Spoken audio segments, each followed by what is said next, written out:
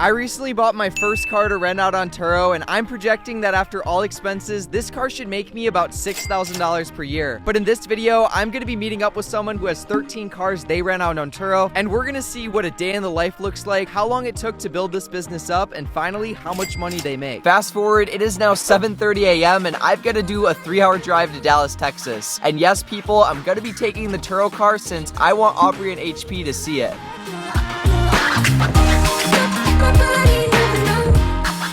After quite the drive, I'm here with Aubrey and her fiance, HP, and you guys have 13 cars listed on Turo that you rent out. I guess to start things off, like, what was the first car you ever bought for Turo? So the first car was a 2011 Jeep Wrangler. It was one that was my personal car. It was a car that I didn't really like to drive, so I was like, okay, I'm gonna list it, and then it was rented out in a couple of days. How long after buying that first car did it take you to buy the next one? So we joined Turo in October of 2017 with my personal car, and then we committed with that car from then on out. And then I think we got our second in like March of that next year, so like 6 months later. If you remember, like, what was that next car you bought? It was a Toyota Yaris, exactly like this Okay. one. We got this car back in 2018. It's a 2007. I think it was maybe our third car we ever got, or fourth. And it's identical to the second car we ever got. And it was wrecked recently. It was recently wrecked, as you guys can see. And how are you gonna go about fixing this, or are you just gonna retire this car in general? So we're gonna keep it on. So in the car, there's a bumper in there that HP just picked up. And so we were able to find an exact bumper, exact color of what we needed for 250 bucks. And so HP is gonna be taking this car apart this week, putting on the new bumper, and then getting it back on Turo. HP is a licensed mechanic, which is a major cost saver. I like to buy all of my stuff in bulk. A lot of the stuff you can get from Amazon extremely cheap compared to like going to your local auto parts store. So where this might cost like $35 at an auto parts store, this only cost me about $22. So you've got a bunch of oil here, oil filters for oil changes. Instead of having to pay a shop or pay any local oil change place $80, $90 for a full synthetic oil change, I on average can usually do it for about $30 and maybe 30, 40 minutes of my time. On top of that, he also runs the day-to-day of the business. So this is a car that's going out on a trip today, right? Yes, at 1:30. And it just came back from about a 2-3 day rental. To begin the check-in process for Turo, the car is vacuumed, the windows are cleaned, and finally, they take a lot of pictures to document the car's condition. We always want to make sure that like we take good pictures. If somebody ends up smoking in the car, we don't want to have a disagreement, or we want to make sure that we have good pinpoints of like where ash typically falls. So like the main thing is like the carpets. Carpets, center console, right in the cup holder area, and then I also make sure I take pictures of like wheels. A lot of the damage that people end up doing is they end up curbing wheels or hitting hard bumps, and that's a safety concern. So I want to make sure that there's no bubbles on the tire when I leave, and there's no bubbles on tires when they come back.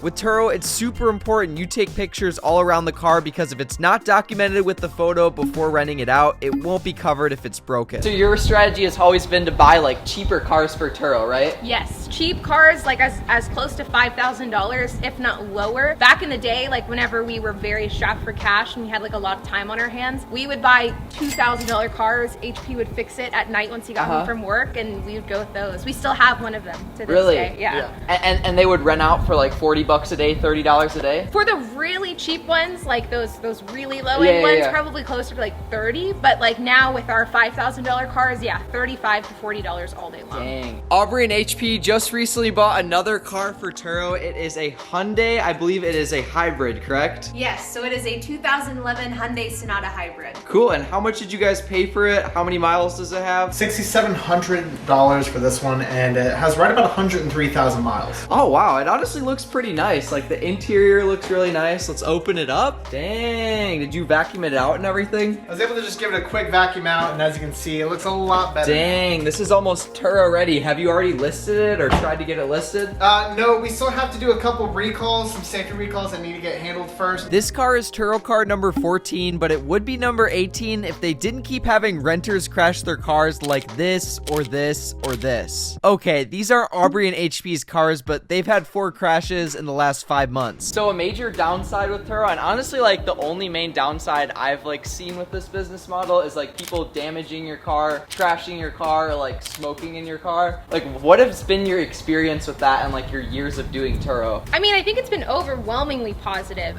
We've definitely had our fair share of damage claims in the last 5 months alone. We have had 4 total losses. So we've lost 4 cars in the last 5 months, and we've had 6 damage claims. And so there's been a number of times where cars have have been damaged, totaled, smoked in. As long as you take photos, as long as you follow the terms of service, like you'll be covered with Turo. Yeah. And so it's all about buying below market value and taking your photos and really making sure you're following the process. When I bought my first car for Turo, I failed rule number 1 of buying below market value and got absolutely finessed by 2 boomers. No oil, no nothing is clean. I bought the car for $4,800 cash, and the next day it broke down on me. I trusted the guy who I bought the car from, and it turns out it's a piece of garbage. I'm gonna have to get this thing towed. Towing cost me $200, and the extremely expensive repairs added another $2,000. I made so many dumb mistakes when getting started with Turo, so honestly, shout out to both Aubrey and HP for kind of stepping in to help me. I watched a bunch of their YouTube videos on Turo along with their course where they go over everything you need to know. I'll link both of those resources down below. And now let's get back into the video. So as you guys know, I recently bought my first car for Turo. It's actually right here in front of me, and I want to get your thoughts. What do you think of this car? I mean, just at first glance, it's a good looking car. And this is kind of ideal. This is the type of car that we like for our business model because it's an entry-level vehicle. It's a Ford, and I like Ford vehicles myself. Small things like dings and dents, people kind of get self-conscious when they're buying an entry-level car like this. That's just kind of the nature. That's normal wear and tear over the life of the vehicle. Do you recommend like fixing anything on this car from what you see? Not really. I feel like kind of it's a lost cause whenever you're thinking about looking and fixing small damage. I'd probably say if you could do small cleanups on this, there's a lot of small paint shops that could probably actually respray this and make this look better. And even going so far as to say if you wanted to replace a fender like this, that's actually kind of my bread and butter. Replacing small panels like this really take a lot of the damage away. Other than that, mechanically and just physically, it looks like the car is pretty straight. I don't see why this wouldn't make money back on Turo in like 4 months, 5 months. Well, with how much I spent on repairs, 5 months, 6 months. maybe a year. So now that you guys have seen my first Turo car, I want to learn a little bit more about how you guys actually scaled your business. So you mentioned 2017, you bought your first car, and by 2018, how many cars did you have? So by the end of the year, we had 4 cars listed on the platform. And then by 2019, you kept expanding. How many cars did you have then? So by 2019, we had about 10 cars. We expanded a lot in 2019. That year, we bought as many cars as we could. And then you'd mentioned that you kind of slowed down in 2020 due to like the used car market. Like the prices went up like crazy during like COVID and everything. Yeah. And how many cars did you currently have like with your Turo fleet? So as of right now, today, we have 13 cars. So now everyone is probably curious, how much profit / like revenue are you making like with your Turo business's 13 cars? So as of right now, and really for like the last year where we've seen like kind of that 13 number stabilize, the total revenue has been about $15,000 per month, and of that, about $8,000 to $10,000 depending on the month is profit. There you have it, guys. Thanks for watching. If you want to check out Aubrey and HP's channel, it'll be linked down below. We made a video together, and I'll see you in the next one. Peace.